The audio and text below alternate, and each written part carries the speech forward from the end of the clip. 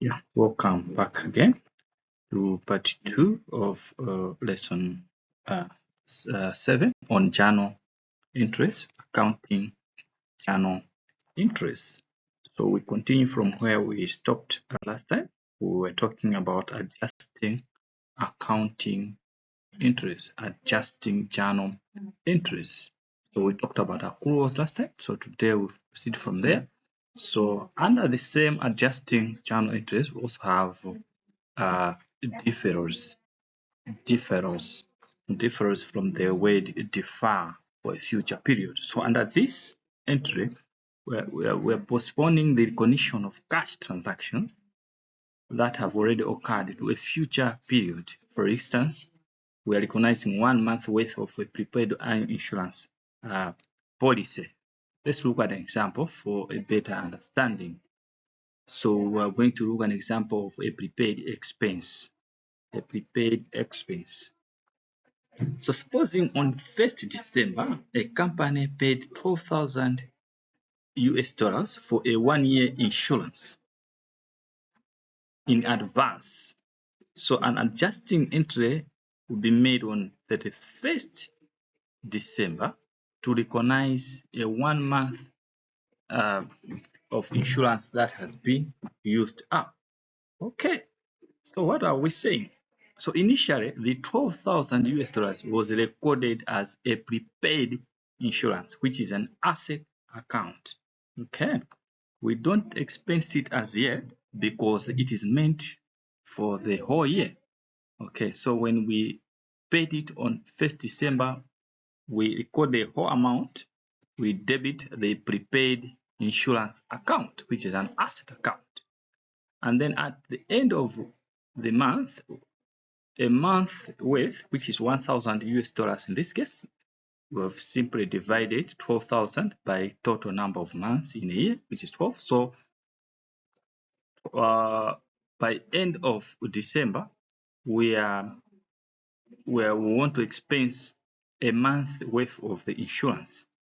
So it is to be moved now to an expense account.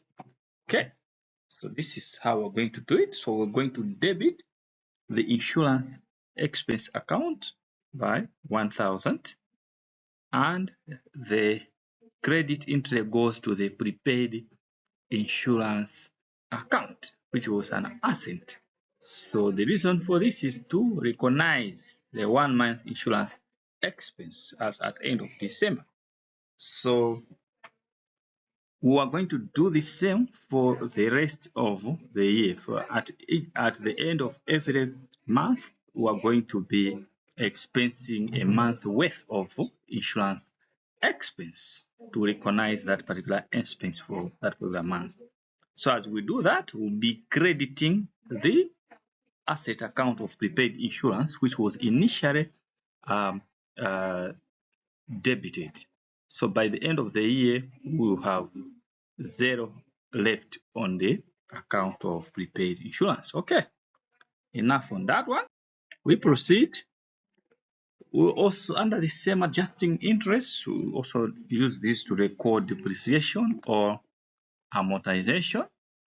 So under depreciation, we're simply systematically expensing the cost of a tangible asset like an equipment, or an intangible asset like a patent over its estimated useful life to reflect its usage and wear and tear.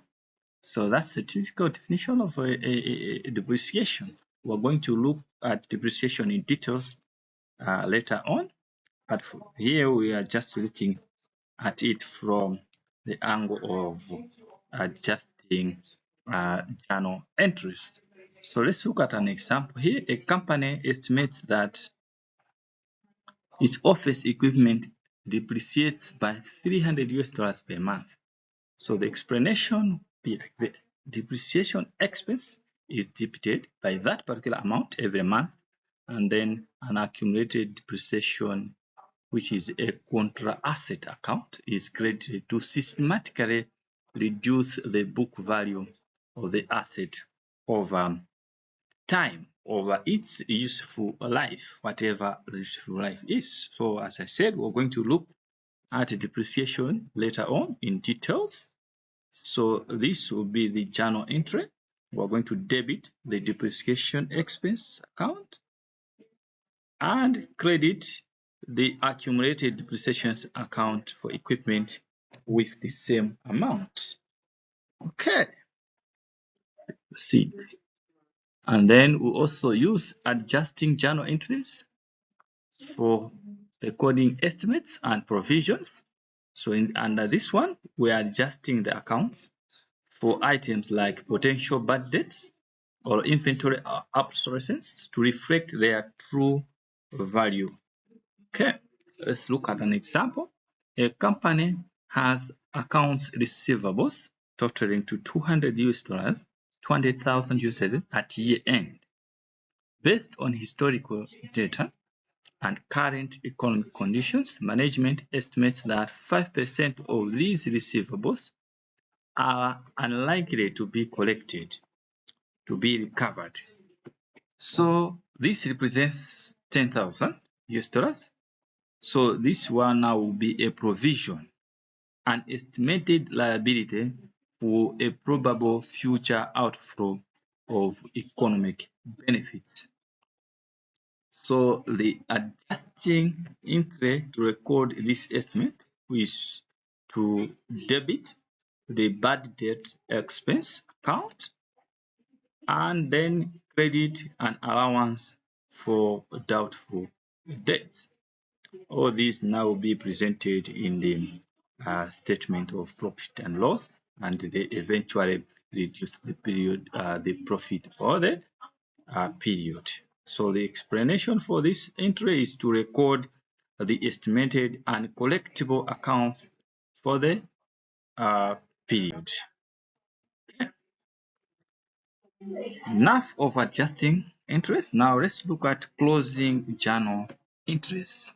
So closing interest, as the word itself suggests, are a final step in the accounting cycle. Made at the end of each fiscal year, accounting year.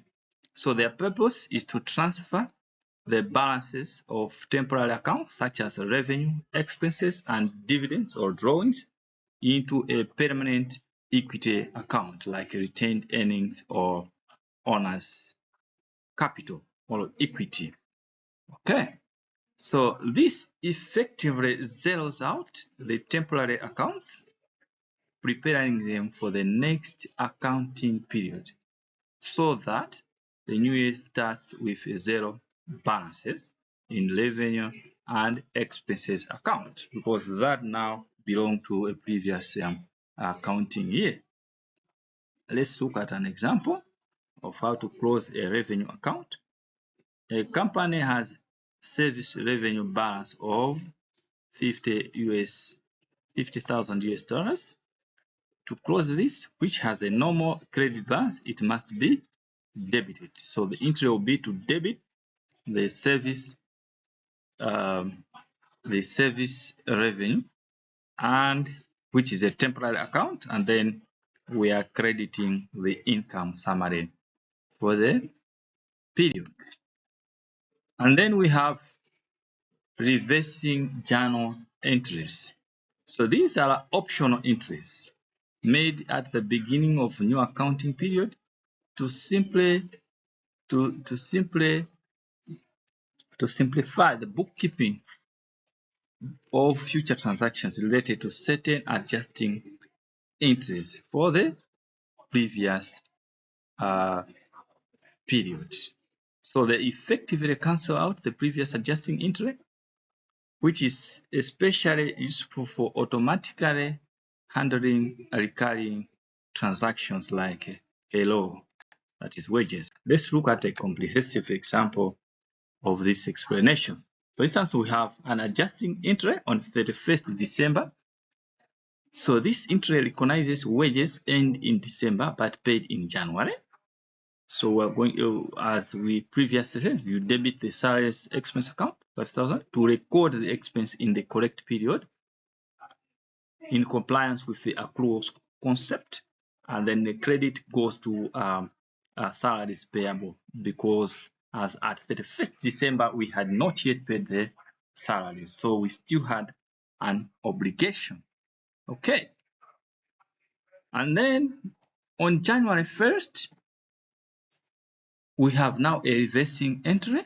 So this entry cancels out the adjusting entry to simplify future entries. So we're going to debit the salaries payable account, which is reversing the previous credit entry, and then the credit goes to the salary expense account to reverse the previous debit entry.